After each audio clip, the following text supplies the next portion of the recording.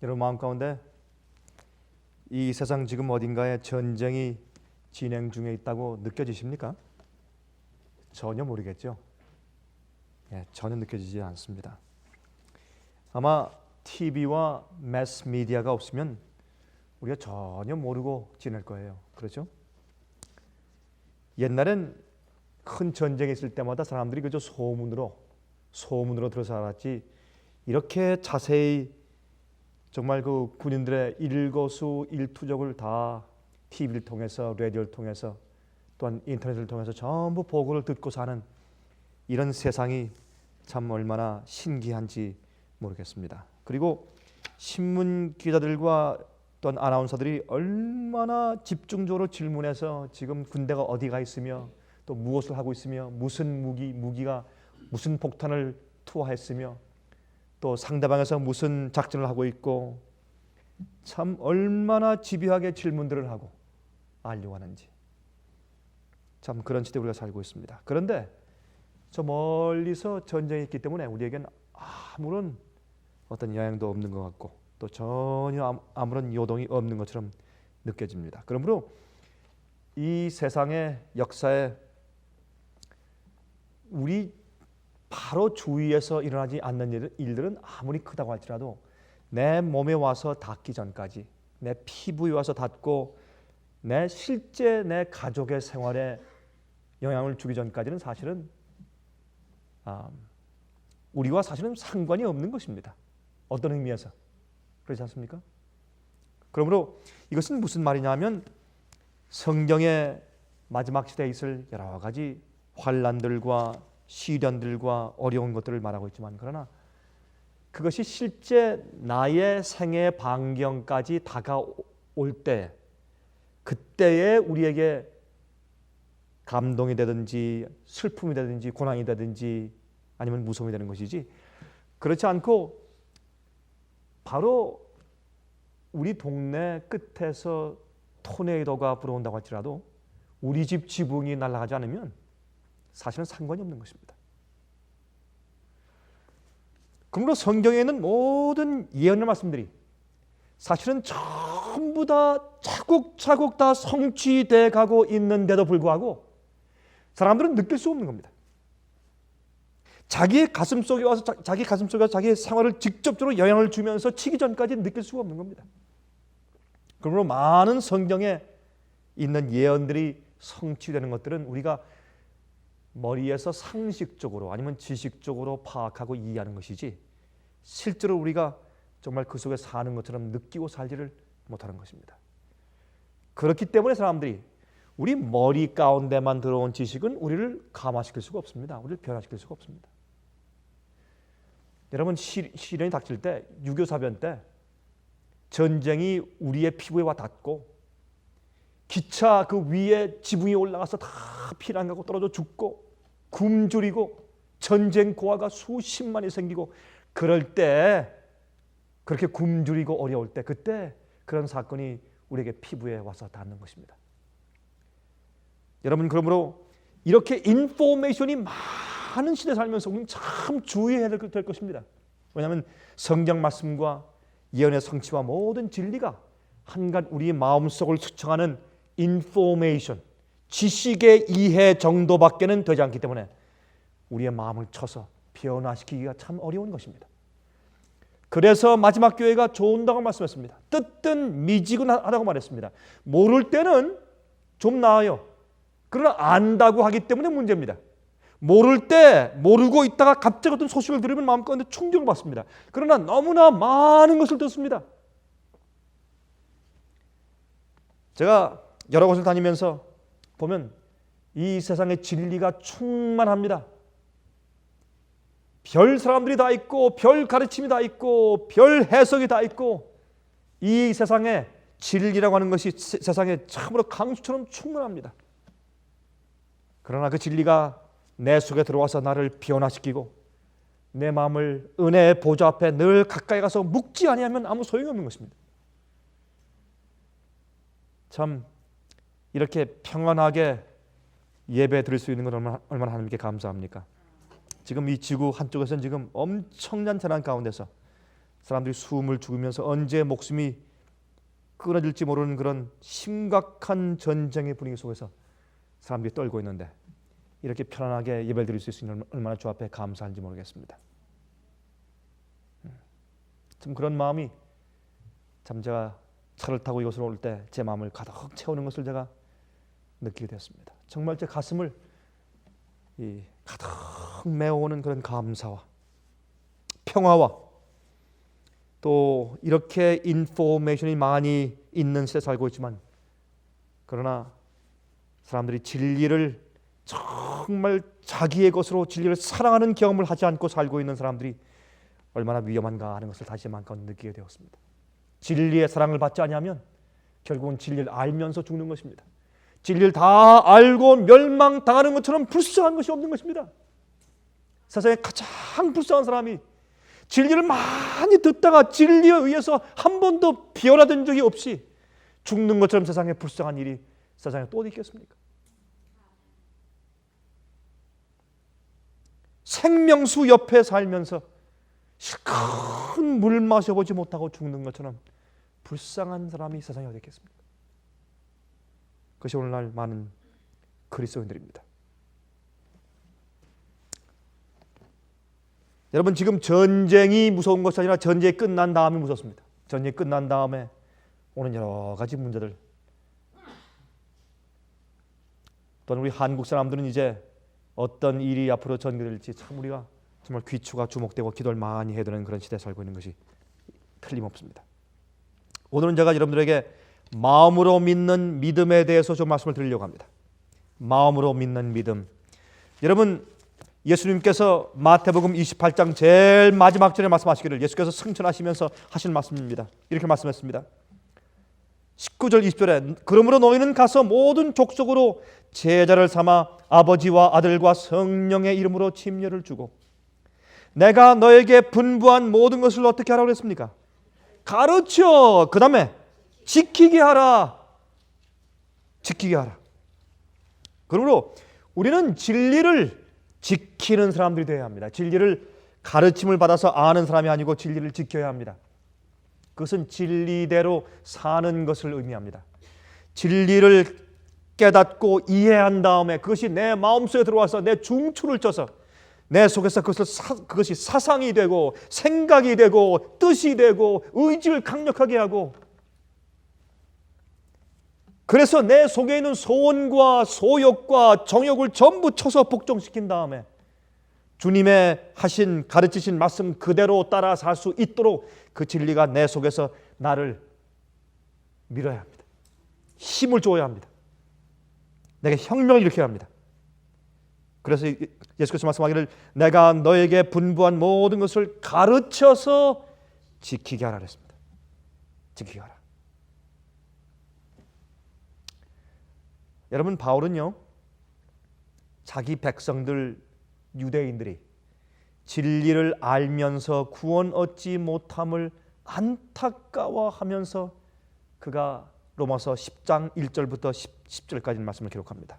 우리 펴서 좀 보십시다. 로마서 10장 1절부터 10절까지 있는 말씀 보면 유대인들을 향한 자기의 민족, 자기의 혈과 육을 나눈 같은 종족, 같은 민족 유대인들을 향해서 안타까운 심정으로 말하는 그 바울의 마음을 우리가 좀 감지하게 됩니다.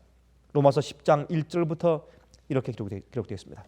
형제들아, 내 마음에 원하는 바와 하나님께 구하는 바는 이스라엘을 위함이니 곧 저희로 구원을 얻게 함이라 하였습니다. 그가 책망하는 것은 그들을 사랑하기 때문이요, 그가 곧바른 기회를 전하는 것은 그들을 깨우기 위함이요, 그가 또 그들의 잘못을 지적하는 것은 그들이 깨어서 영생을 얻게 하기 위해서 그렇게 하는 것입니다. 2절 내가 증거하노니 저희가 하나님께 열심히 있으나 지식을 쫓는 것이 아니라 하나님의 의를 모르고 자기 의를 세우려고 힘써 하나님의 의를 복종치 아니하였느니라 그랬습니다. 바울은 이 말씀을 할 때 얼마나 마음이 답답했을까요? 유대인들에게 예배가 있고 율법이 있고 성소가 있고 언약이 있고 성경이 있고 메시아가 그 유대인 가운데 태어나셨고 여러분, 세상에 그런 특권을 가진 백성들이 어디 있어요? 일찍이 인류 역사 가운데서 유대인 같은 특권 가진 백성들이 없습니다. 그러나 그들이 진리의 지식을 가지고 있으면서도 자기의 열심만 있어요. 하나님의 의를 모르고 자기의 의를 세우려고 해요. 그게 무슨 말입니까? 오늘날 얼마나 많은 그리스도인들이 그렇게 살고 있는지 모릅니다. 그런데 흥미있는 것은 말이죠, 여러분, 십자가 이전에는 유대인들과 이스라엘 백성들에 의해서 율법주의적인 사고방식으로 하나님의 의가 아니라 자기들의 의를 세우기 위해서 율법을 지켜서 그러한 공로로 구원을 얻으려고 했습니다. 하나님께서 우리 속에 의를 이루셔야 합니다. 그것은 주님께서 하시는 방법이 있어요. 주님께서 우리 속에 하나님의 의를 이루시는 방법이 있습니다. 그래서 로마서 5장에 말씀하기를 율법 이외의 다른 의를 주님께서 나타내셨다고 설명하는 것입니다. 이저 사도 바울이. 그런데 마귀는 교회 속에 들어와서 예수님의 십자가 이후에는 정반대의 역사를 이루어놓고 있습니다. 특별히 현대 시대는 그렇습니다. 그렇죠? 모든 교파와 교회마다 요즘엔 자유주의라고 하는 이거 이상한 것들이 있습니다. 중국에 가도 중국 사람들은 자유주의라고 말을 하지 않습니다. 뉴 티올로지, 자유신앙이라는 그런 단어를 모릅니다. 중국 사람들은. 그 사람들이 말하는 것은 선파에서 신파라, 신파.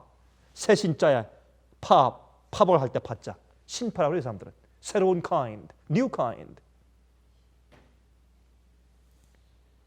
여러분, 모든 교파와 모든 교회마다 마귀는 이런 이상한 자유주의의 복음으로 옛날 하나님의 의를 모르고 자기 의를 세우려고 했던 유대인들과는 반대로 이제는 하나님의 의를 엉뚱하게 이해하는 그런 쪽으로 이제 흐르게 된 것입니다. 옛날은 율법주의고 지금은 어떻게 율법을 폐하는 자유주의의 형편으로 흐르고 있는 것을 우리가 잘 알고 있는 것입니다. 여기 이제 계속 읽으면 이런 말씀이 있습니다. 한번 읽어보십시다. 4절부터. 그리스도는 모든 믿는 자에게 의를 이루기 위하여 무엇의 마침이 되었다 그랬습니까? 율법의 마침이 되시니라 그랬습니다. 이것은 율법을 주님께서 없앴다는 뜻이 아닙니다. 인간들이 율법을 지킬 수 없기 때문에 주님께서 율법의 요구를 주님이 다 이루시고 다 끝내신 다음에 너희는 안 해도 괜찮다. 내가 다 했으니 너희가 나만 믿으면 내가 한 것을 너희가 다 전가해서 나의 공로로 그냥 구원해 줄게. 이렇게 이해하는 것이 오늘날 심파입니다.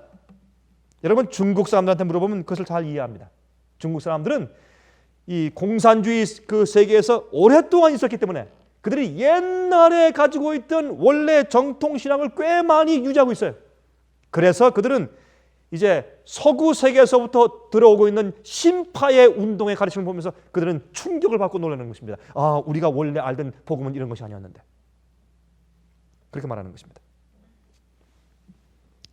여기에 율법의 마침이라고 하는 것은 이 헬라 말로 텔로스는 완성이라는 뜻입니다. 완성, 성취라는 뜻입니다. 성취, 그 의도가, 그 의미가. 그러므로 그리스도께서 믿는 자에게 의를 이루기 위해서 율법을 다 이루어 놓으셨는데 그 율법이 우리 속에서 이루어지게 하는 그런 이제 의를 이루는 일을 주님께서 하신다고 말입니다. 5절. 모세가 기록하되 율법으로 말미암는 의를 행하는 사람은 그 의로 살리라 하였거니와 믿음으로 말미암는 의는 이같이 말하되 내 마음에 누가 하늘에 올라가겠느냐 하지 말라 하니 올라가겠느냐 하면 그리스도를 모셔 내려는 것이요 혹 누가 음부에 내려가겠느냐 하지 말라 하니 내려가겠느냐 하면 그리스도를 죽은 자 가운데서 모셔 올리려는 것이라. 이게 무슨 말입니까? 이건 쉽게 얘기해서 좀 여기에는 그 말씀의 문맥이 좀 이야기가 좀 까다롭게 기록되어 있지만 그렇게 어려운 말씀이 아닙니다. 쉽게 얘기해서 누가 하늘에 올라가서 예수님 빨리 내려와서 우리 죄를 위해서 대속하신 죽음을 죽어주십시오. 빨리 내려와서 십자가에 좀 돌아가 주십시오. 그렇게 누가 할 필요가 있겠느냐? 왜? 예수님께서 이미 이 땅에 오셔서 십자가에 돌아가시고 부활하셨지 않느냐? 그 말입니다. 다시 말해서 우리의 의를 이루고 우리의 구원을 이루기 위해서 하늘에 올라가서 하나님의 아들 예수 그리스도께 빨리 내려와서 우리의 구원을 이루어 주십시오라고 그렇게 부탁할 필요가 없다. 왜? 이미 해 놓으셨으니까. 그 말입니다. 또 누가 지금 무덤 속에 내려가서 예수님 빨리 부활해 주십시오. 그래야 우리가 살죠. 그렇게 할 필요가 없단 말입니다. 왜? 예수께서 이미 죽은 자에서 부활하신 다음에 하늘에 승천하셨으니까 그런 말입니다. 그런 말을 지금 하는 것입니다. 그러므로 8절에 우리가 믿기 위해서 주님께서 우리가 우리의 의를 이루기 위해서 우리가 우리의 구원을 이루기 위해서 우리가 이루는 일이 아니고 예수님의 성육신과 죽음과 부활은 이미 이루어진 일인데 그 이미 이루어진 구원의 복음이 우리에게 이미 소식으로 진리로 우리 이미 귀에 와 있지 않느냐 그런 말입니다. 다시 말해서 우리가 구원 얻기 위해서 우리가 믿음을 가지기 위해서 우리가 할 일이 없다 그 말입니다. 이미 우리가 구원 얻기 위한 믿기 위한 모든 일이 다 지금 준비되고 역사가 다 이루어진 상태에 있다 그것을 말하는 것입니다. 8절 그러면 무엇을 말하느냐? 말씀이 내게 가까워 내 입에 있으며 내 마음에 있다 하였으니 곧 우리가 전파하는 믿음의 말씀이라. 그러므로 예수님 내려와 주십시오. 아니면 예수님 빨리 부활해 주십시오. 말할 필요가 없단 말입니다. 왜? 이미 다 하셨으니까. 이미 다 이루시고 다 역사하시고 다 이루시고 준비해 놓으셨기 때문에 우리는 그저 그 주께서 해 놓으신 구원의 보장을 우리가 믿으면 된다고 말입니다. 그 복음의 말씀이 우리를 통해서 너에게 이미 들려졌고 그 말입니다. 다시 말해서 너희가 들을 기회가 없었느냐? 아니다. 이미 복음이 너에게 가 있다 그 말입니다. 진리는 세상에 어디에나 다 있다 그 말입니다. 진리는 가는 곳마다 다 전파되어 있기 때문에 찾는 자에게 진리는 다 있다는 것입니다. 그러면 진리가 너무 어려워서 깨닫지 못하는가? 아닙니다 라고 말하는 것입니다. 이방인들도 듣고 깨달아서 교회에 오는데 어떻게 유대인들이 알지 못하겠는가? 그런 말입니다. 이미 이 진리가 너희가 들었고 너희 마음속에 들어갔느니라 그렇게 말하는 것입니다. 그런데 9절 그 들은 바 모든 진리를 들은 마음속에 진리를 가지고 있는 그 진리에 의해서 그 진리가 마음속에 들어간 그 진리를 믿는 믿음에 의해서 이제 어떻게 합니까? 9절 내가 만일 내 입으로 예수를 주로 시인하며 또 하나님께서 그를 죽은 자 가운데서 살리신 것을 내 마음에 어떻게 하면? 믿으면 구원을 얻으리니 사람이 마음으로 믿어 의에 이르고 입으로 시인하여 구원에 이르느니라. 이번 주에 말이죠. 한 분이 저한테 전화가 왔어요. 전화가 와가지고 이제 저에게 쭉 얘기를 하면서 자꾸 주장하는 것은 목사님 성경에 말씀하기를 로마서 10장 10절 보십시오. 목사님 못 봤습니까? 다시 한번 읽어보십시오. 예, 제가 봤죠. 한 번 더 다시 한번 읽어보세요. 제가 읽어봤습니다. 목사님 몇 번 읽어보셨습니까? 제가 수십 번, 수백 번 읽었습니다. 아니 그런데 이해가 안 되십니까? 여기 말씀하기를 단순하게 사람이 마음으로 믿으면 의에 이르고 입으로 시인하면 구원에 이른다고 했는데 뭐 자꾸 순종, 열매 자꾸 말하시고 성을 말씀하십니까? 그 소용없습니다. 그렇게 항의를 해요 저한테. 그분이 저를 가르치려고 한 30분 동안 이제 애를 썼어요. 성경을 가지고. 여러분들이시요. 여기에 사람이 마음으로 믿어 의에 이르고 입으로 시인하여 구원에 이른다. 그게 무슨 말입니까? 우리 신명기 30장에 있는 말씀을 좀 가서 잠깐 보고 좀 돌아오고 싶다. 신명기 30장입니다. 신명기 30장 11절부터 14절까지 보시면 우리가 아까 로마서 10장의 그 6절부터 7절까지 있는 말씀이 바로 신명기에 있는 모세가 한 말을 빌려서 인용해서 사도 바울이 사용한 것을 우리가 이해하게 됩니다. 보십시다.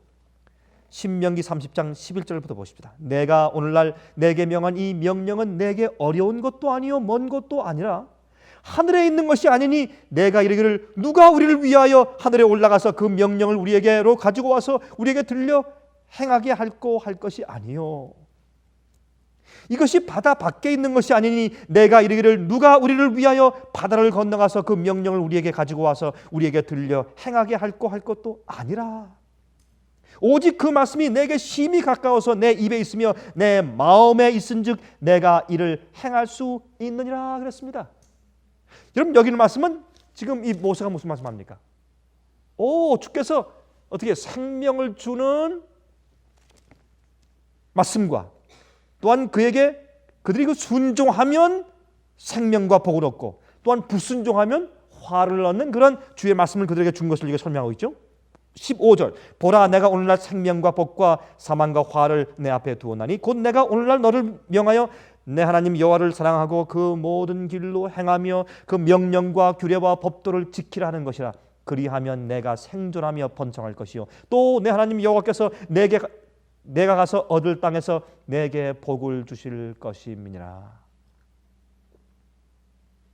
이 말씀을 지금 사도 바울은 로마서 10장에서 이것을 믿음으로 말미암은 의를 설명하기 위해서 여기 있는 말씀을 인용해서 가져다 준 말씀하고 있는 것입니다. 우리 한 절만 더 보십시다. 신명기 30장 6절 보세요. 신명기 30장 6절 내 하나님 여호와께서 내 마음과 내 자손의 마음에 할례를 베푸사 너로 어떻게 해요? 마음을 다하며 성품을 다하여 내 하나님 여호와를 사랑하게 하사 너로 생명을 얻게 하실 것이며 그랬습니다. 여러분이시여, 그러므로 지금 사도 바울은 율법을 폐하고 믿음으로 율법을 폐하고서 무조건 마음으로 시인하고 인정하면 구원이다, 그 말씀을 하고 있는 것이 아닙니다. 하나님께서는 우리 마음속에서 이 율법을 우리가 지키려고 애쓰는 노력을 통해서 주님의 율법을 이루는 그 일이 안 되기 때문에 하나님의 율법을 지킬 수 있는, 다시 말해서 하나님의 의를 이룰 수 있는 다른 의를 우리에게 소개해 주시는데 그것이 예수 그리스도를 통한 십자가의 은혜인 것입니다. 십자가를 보여주심으로 감동을 받은 사람들이 아까 읽었지 않습니까? 하나님을 어떻게 해요? 우리 마음 가운데 사랑하게 하사 온 마음과 뜻과 정성과 목숨과 힘을 다하여 주 너희 하나님을 어떻게 하고? 사랑하고. 그것이 계명 아닙니까? 주 하나님을 사랑하고 또한 내 이웃을 내 몸과 같이 사랑하라. 사랑하라. 그러므로 여기에 있는 지금 이 얘기는 하나님께서 우리 마음속에 하나님을 온 마음을 다해 사랑하고 내 이웃을 사랑할 수 있는 그런 마음을, 그런 사랑을 우리 마음 가운데 넣어줄 수 있는 다른 방법을 주님께서 고안하신 겁니다. 그게 예수 그리스도를 통해서 하시는 것입니다. 그래서 여기 보세요. 아까 신명기 30장 6절에 말씀하기를 마음의 할례를 받으라. 그것은 여러분 예레미야서에도 있고 신명기에도 있고 또한 에스겔서에도 있고 여러 번 나오죠. 그게 무슨 뜻입니까? 출애굽기서에도 나오고. 그 뜻은 구약 성경에 있는 거듭나라는 그런 말입니다. 거듭나라, 회개하라, 세상을 포기하고 버리라. 그 말이 마음을 바꾸라, 그 뜻이 마음의 할례해라, 그런 뜻입니다. 할례는 어릴 때 어린아이의 고추의 끝을 자르는 것은, 그것은 뭐냐면 우리가 우리 속에 있는 세속적인 것을, 세상적인 것을 잘라서 버리고 하나님께 헌신한 것을 의미하는 것입니다. 그것은 마음속에 있는 할례를 의미합니다. 내 속에 있는 죄, 내 속에 있는 우상, 내가 하나님보다 더 사랑하는 것들, 주의 뜻보다 나의 뜻대로 살려고 하는 나의 욕심과 모든 고집을 잘라서 버리는 것을 마음의 할례로 성경은 설명하는 것입니다. 그렇게 해서 9절에 보세요. 로마서 10장 9절로 돌아가십시다. 로마서 10장 9절에 내가 만일 내 입으로 예수를 주로 시인하며, 여러분 주로 시인하는 것은 무슨 뜻입니까? 우리가 예수님을 우리의 구세주로 받으면 그 다음에 주님은 우리의 주인입니다. Master. 우리에게 이렇게 저렇게 명령할 수 있는 주인입니다. 여러분 우리가 주님을 우리의 구세주로 인정하고 받을 때 동시에 우리가 주님을 우리의 생애를 주장하시는 왕으로, 주인으로 받는 것입니다. 그러므로 예수를 주로 시인하며 또 하나님께서 그를 죽은 자 가운데서 살리신 것을 내 마음에 믿으면 무슨 뜻입니까?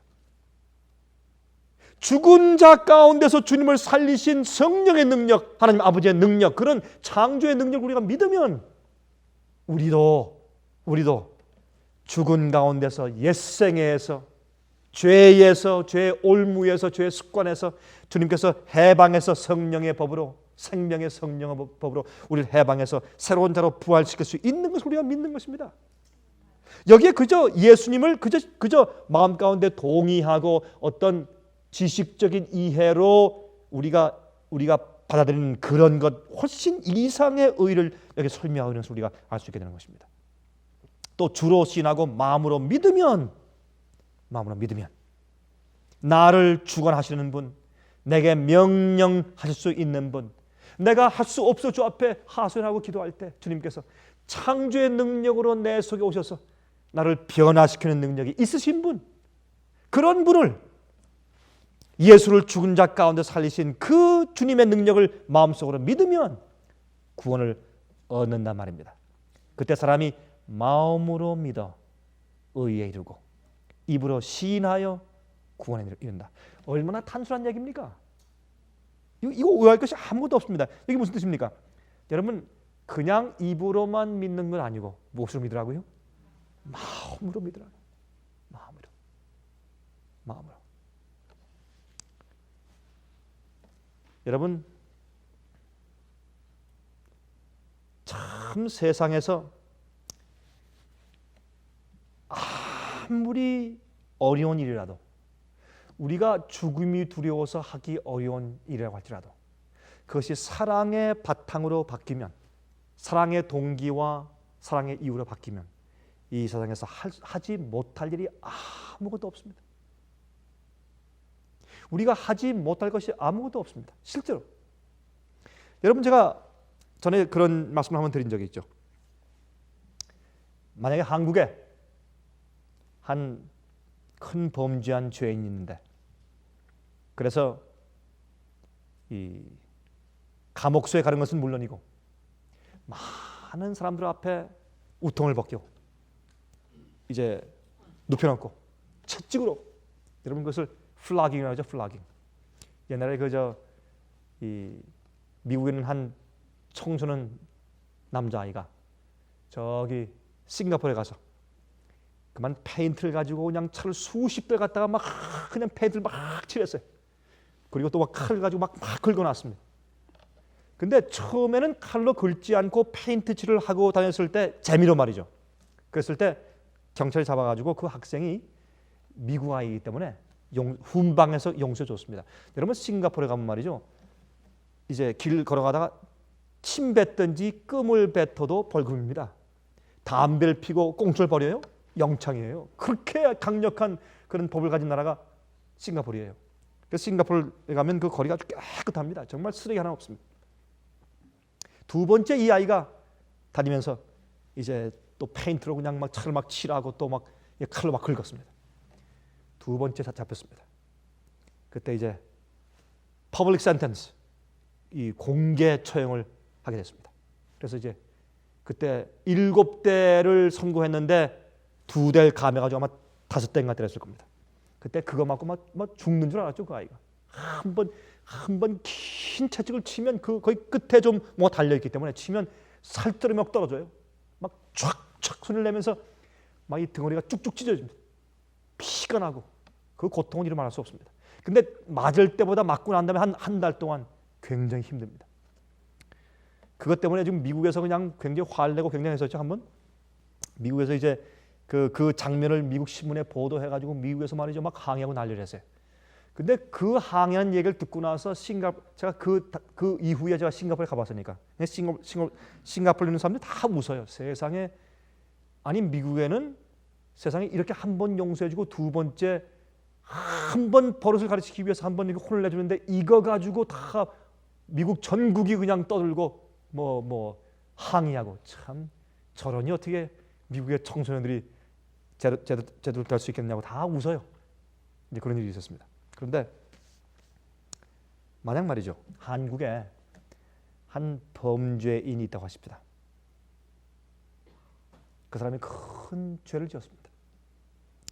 파렴치한 죄인입니다. 제가 여러분들이 요즘에 칼기의 값이 얼마인지 모르겠습니다. 그러나 전성기에, 여름에 제일 비쌀 때 여러분의 주머니에서 돈을 꺼내가지고 여러분이 비행기표를 사가지고 여러분이 가가지고 그 많은 사람이 모인 그 중간에 들어가서 그 사람을 비키라고 하고 여러분이 대신 옷을 벗고 가서 그 사람 대신해서 한 12대를 맞고 오시겠습니까? 하실 만한 분 계세요? 안 하세요? 저도 안 하겠습니다. 제가 이런 질문을 제가 가는 곳마다 꽤 많이 질문하고 다니는데 중국에 있는 사람들까지도 자기도 안 한대요. 그런 바보짓은 절대 안 한대요. 아무도 제가 다니면서 그런 질문을 할 때 하겠다는 사람을 제가 한 번도 만난 적이 없습니다. 근데 참 이상하죠. 우리가 그리스도인들 아닙니까?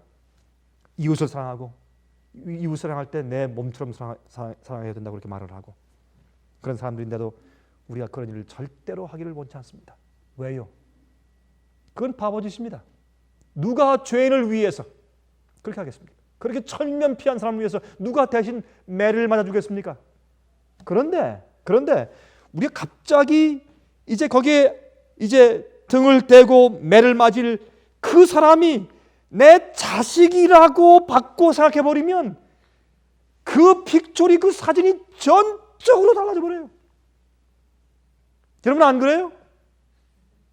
적어도 저에겐 그렇습니다. 만약에 제 딸이 거기에 누워 있다면 전 갑니다. 두 손목을 자른다고 해도 전 갑니다. 대신 전 갈 겁니다. 전 갈 수 있습니다. 가서 대신 맞을 겁니다. 제 돈을 제 주머니에서 제가 꺼내서 제가 가서 대신해서 저 맞을 겁니다. 왜요? 제 딸이기 때문에, 제 자식이기 때문에. 제가 사랑하니까. 그 아이의 고통을 보는 것보다는 제가 대신 고통받는 것이 훨씬 나을 것이기 때문에 그렇습니다. 그러므로 하나님께서 우리 마음 가운데 지금 구원의 의를 이루시는데 우리의 인간의 우리 힘으로 우리 노력으로 공로를 해보려고 하는 유대인의 율법주의의 의가 아니고 하나님의 의를 이루려고 하는 것인데 그것은 어떻게 해요? 예수 그리스도의 성육신과 죽으심과 부활을 통해서 우리 마음 가운데 복음을 주어서 그 복음이 우리 마음속에서 닿아요. 우리의 귀에 들어와서 우리 마음속에 들어가면 우리 마음을 깊이 감동하는 것입니다. 그렇군요. 우리 마음속을 움직이는 것입니다. 감동하고 바꾸고 눈물을 흘리게 하고 결심하게 하고 버리게 하고 우리 마음을 충동하고 그렇게 해서 우리가 주님을 마음으로 믿으면 내 속에서 죄가 나가는 것입니다. 우상이 나가고 잘라져 나가고 왜? 사랑이니까. 온 마음을 다해서 주 하나님을 사랑하게 되는 것이니까. 그때 우리 마음속에서 죄가 나갑니다. 우상이 나가고 내가 좋아하던 과거의 죄악의 모든 올무가 나가는 것입니다. 그거 참 이상합니다. 그게 십자가에 보이는 능력 아닙니까? 그렇게 나가는 것이 마음으로 믿는 것입니다. 마음으로 주님을 사랑하면 자연히 주님을 기쁘시게 하고 싶고 계명을 지키고 싶고 순종하고 싶어지는 것입니다. 아무리 말로 해도 자식들이 부모를 순종하지 않습니다. 그러나 자식들과 부모 사이에 사랑의 관계가 연결지어지면 아무리 하지 말라고 해도 부모를 공경하고 순종하는 것입니다. 왜? 사랑의 힘이 있으니까. 그것을 여기 말씀하고 있는 것입니다. 그 다음에 마음으로 믿어 의에 이르면 의가 내 속의 생각과 사상이 된 그 의가 자연히 내 입에서 주님을 시인하는 내 행동화, 내 태도와 그렇죠? 내 생활로 겉으로 발설되어서 나오는 것이 아니겠습니까? 그것이 입으로 주님을 시인하는 것입니다. 마음으로 믿어 의에 이르고 내 속에 의를 이룬 사상과 생각과 주님 사랑하는 그 마음속의 감동이 성품이 어떻게 해요? 자연히 입으로 나는 주님을 믿고 주님 뜻대로 사는 사람이라고 인정하는 시인하는 그래서 구원에 이르는 그의 열매가 자연히 겉으로 입으로 행동으로 태도로 밖으로 나가는 것입니다. 그게 구원입니다. 구원입니다. 여러분 제가 이번 중국에 가서 이제 돌아오는 길에 상해를 들려서 제가 한 목사님 만나서 제가 대화를 좀 나눈 다음에 아침 일찍이 이제 나와서 비행기를 타러 이제 공항에 오기 전에 잠깐 상해에 있는 임시정부가 있지 않습니까? 한국에 옛날에 그 상해 임시정부 그 이승만 대통령이 옛날에 상해 임시정부의 임시 대통령이 있었죠. 이승만 그 대통령이, 또한 김구 선생, 도산 안창호 선생, 신익희 씨, 또 안중근 의사, 이런 사람들이 있었던 그곳 말입니다. 제가 그곳에 잠깐 들려서 제가 구경을 좀 하고 왔어요. 거기 가니까 정말 각 그 옛날 임시정부 때 수고한 사람들의 얼굴들이 다 거기 붙어 있고, 그들의 글들이, 그들의 필체가 다 전시되어 있고, 또한 사진들로 그들이 얼마나 고생하고 또 얼마나 이제 독립운동을 위해서 애썼는지를 쭉 설명한 그런 장면을 제가 쭉 보았습니다. 그런데 제 마음 가운데 한 가지 좀 부담을 주는 것은 뭐냐면, 그렇게 애썼던 분들이, 그렇게 독립을 위해서 그렇게 애쓰고 헌신했던 분들이, 열심을 다해서 공로를 세우고 애쓰고 정말 국가의 독립을 위해서 그렇게 애썼던 그분들이 국가가 독립한 다음에 어떻게 했습니까? 서로 싸우지 않았습니까, 여러분? 서로 책임자가 되기 위해서 서로 알력을 가지고 사실 싸우지 않았습니까? 그것이 뒤에 있는 우리 한국의 이 역사의 야사가 아닙니까? 그래서 백범 김구씨는 저기 북한 쪽으로 올라가서 죽었지 않습니까? 신익희 씨는 부산에서 기차를 타고 올라오다가 암살당해 죽었지 않습니까? 왜 그렇습니까? 여러분이시여, 하나님께서 이루시는 의의 방법 말고 인간은 인간의 방법과 계획은 우리를 변화시킬 수가 없는 것입니다. 그러므로 예수께서 하늘에서 이 땅에 오신 겁니다. 이 땅에 오셔서 성육신에서 태어나시고 십자가에 돌아가시고 부활하시고, 그 예수의 생활을 가만히 보면 우리 마음 가운데 감동이 들어옵니다. 하나님의 모습이 들어옵니다. 아, 주님이 이런 분이구나. 하나님 아버지가 이런 분이구나. 나를 구원하신 주님의 은혜가 이런 것이구나. 아, 나를 구원하기 위한 주님의 노력과 주님의 헌신이 이런 것이구나. 주님을 배우게 되고 하나님을 보게 되는 것입니다. 그런 경험을 한 다음에 마음속에 일어나는 감동이 마음으로 믿게 만들고 의에 이르게 만들고, 나중에 입으로 시인해서 주님 믿는 사람처럼 그리스도인으로서 순종하며 살게 만드는 것입니다. 여러분, 제가 한 가지 얘기를 좀 하겠습니다. 근데 이 얘기는 제가 읽어야 합니다.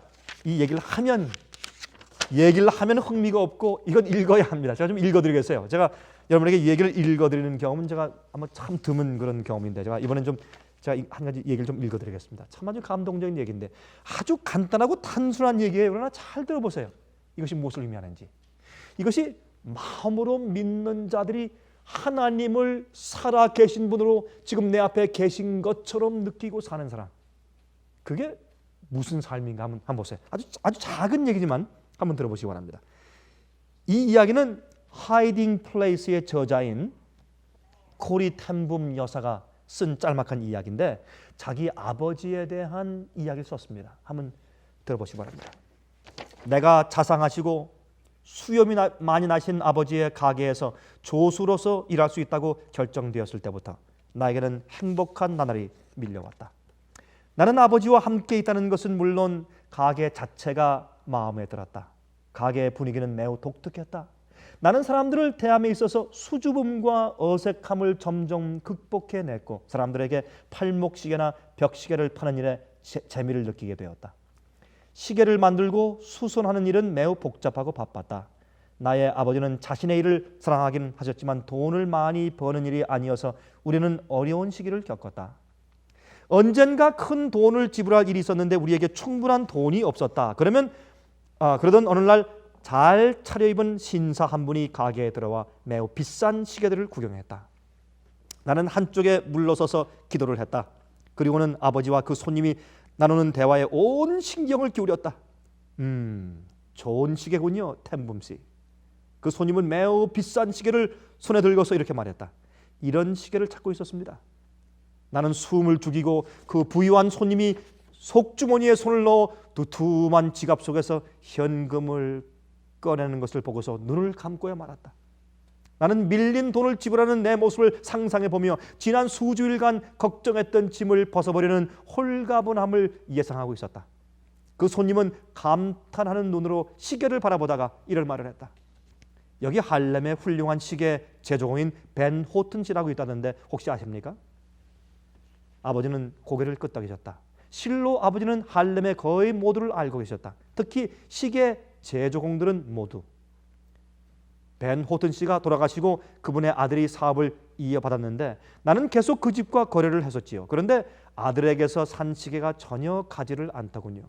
3번이나 수리를 맡겼는데 고칠 능력이 없나 보더군요. 그래서 다른 시계점을 찾아보기로 결심한 겁니다. 그래서 여기 오게 되었습니다. 그 시계를 보여주실 수 있습니까? 아버지가 말씀하셨다. 그러자 그 사람은 조끼 주머니에서 큰 시계를 꺼내 아버지에게 드렸다. 그럼 제가 좀 살펴볼까요? 아버지는 이렇게 말씀하시고서 시계 뚜껑을 열었다. 그리고는 무엇인가를 조종하시더니 그 손님에게 건네주시며 이렇게 말씀하셨다. 여기 있습니다. 아주 조그만 실수가 있었군요. 이제 괜찮습니다. 선생님, 저는 그 젊은 시계 제조공을 잘 알고 또 믿습니다. 언젠가는 자기 아버님처럼 이름을 날릴 겁니다. 염려 마시고 혹시 그 사람에게서 산 시계가 문제가 있다면 저에게 가져오십시오. 정성껏 돌봐드리겠습니다. 그럼 돈을 돌려드릴 테니 제가 준 그 시계를 저에게 돌려주십시오. 나는 큰 반감이 생겼지만 조용히 아버지가 시계를 돌려받고 돈을 그 손님에게 돌려주는 것을 보고 있을 수밖에 없었다. 그러자 손님은 정말 고맙다는 듯이 자신의 습관에 따라 허리를 깊이 숙여 인사를 하고는 문을 열고 나갔다. 그때 나의 가슴은 절망으로 가득 차 있었다. 아빠, 도대체 뭐 하는 거예요? 아버지는 쇠퇴 안경을 쓰신 눈으로 나를 조용히 바라보셨다. 코리아. 아버님이 입을 여섰다. 너는 벤 호튼 씨의 장례식에 내가 성경을 들고 간 것을 기억하지? 물론 나는 그 일을 기억한다. 할렘의 시계 제조공의 장례식 때에는 언제나 아버지가 성경을 앞에 놓고 조사를 읽으셨지 않은가? 아버지는 동료들에게서 존경을 받고 계시고 또한 훌륭한 설교가이시기도 하셨으며 그러한 기회에는 항상 주 예수 그리스도에 관한 진리를 설교하셨다. 코리아, 그 젊은 시계 제조공이 자신의 부유한 고객을 텐붐 씨가 뺏어갔다는 것을 알게 되면 뭐라고 생각하겠니? 주님의 이름을 명예롭게 지킬 수 있을 것 같니? 돈이 중요한 것과 같이 주님을 믿어야 한다. 그분은 만물의 소유주이시고 또 우리를 항상 보고 계시고 보살피시지. 나는 부끄러움을 느꼈고 아버지가 올바르시다는 것도 알 수 있었다. 나는 자신이 나만의 고집센 방법에 따르는 맹목적인 결심을 버리고 아버님과 같은 신용을 가질 수 있을지 걱정되었다. 진실로 하나님을 믿는 방법을 내가 잘 배울 수 있을까? 네, 아버님. 나는 조용히 답했다. 그리고 나는 지상의 아버지를 보면서 하늘에 계신 아버지를 생각했다. 여러분, 저는 오늘 큰 얘기를 할 마음이 없습니다.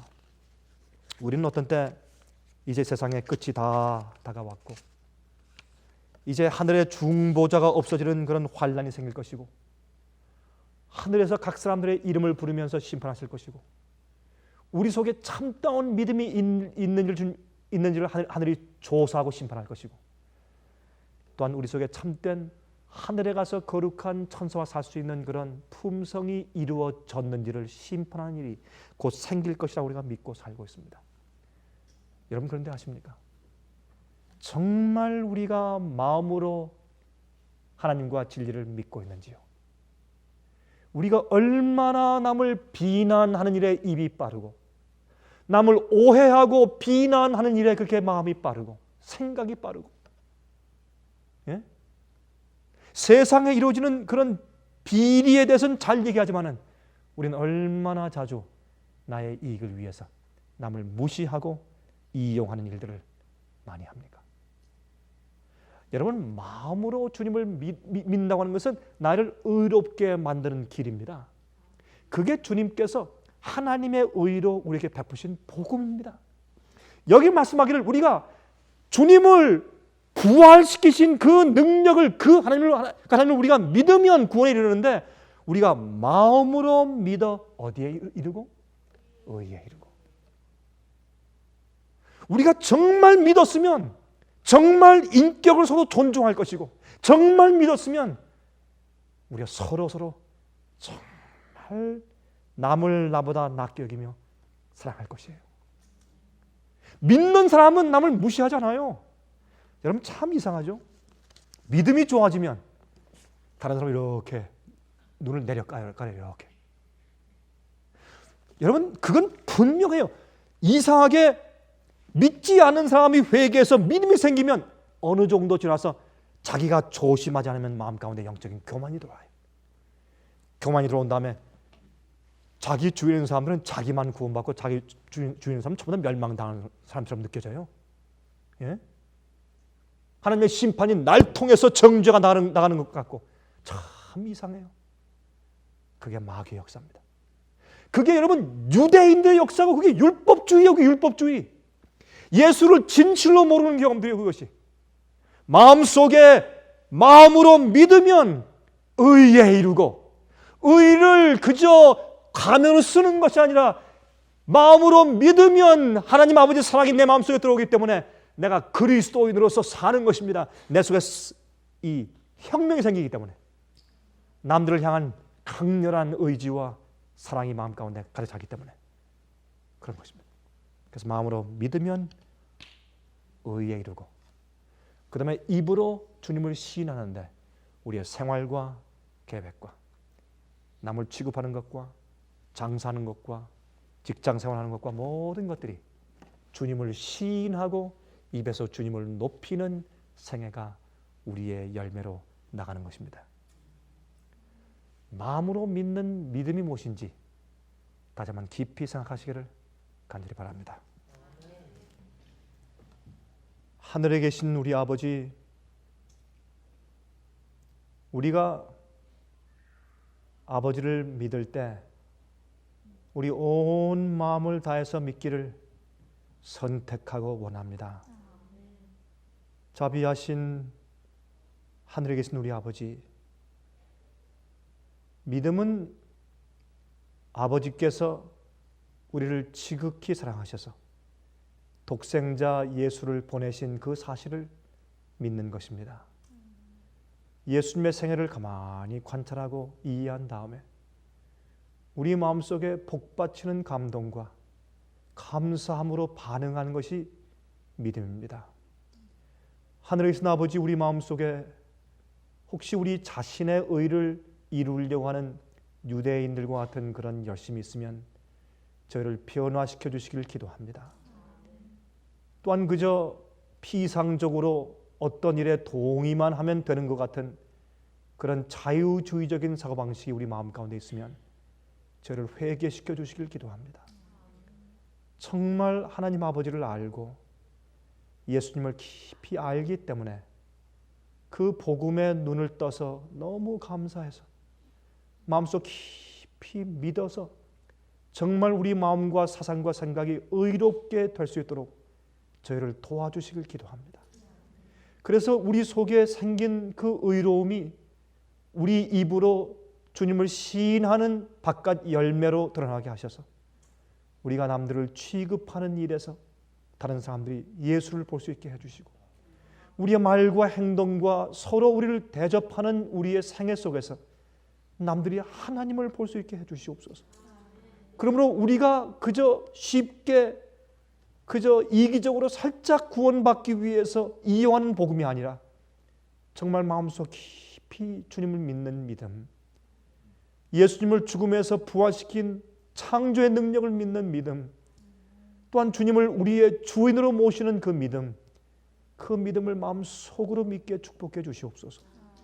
그렇게 해서 우리의 마음과 우리의 생애가 남들에게 진정한 믿음으로 보여줘서 우리를 통해서 믿음이 무엇인지 많은 영혼들이 깨닫게 될 수 있도록 저희를 도와주시옵소서. 살아계신 예수 그리스도의 귀하신 이름을 의지하여서 간절하게 기도합니다.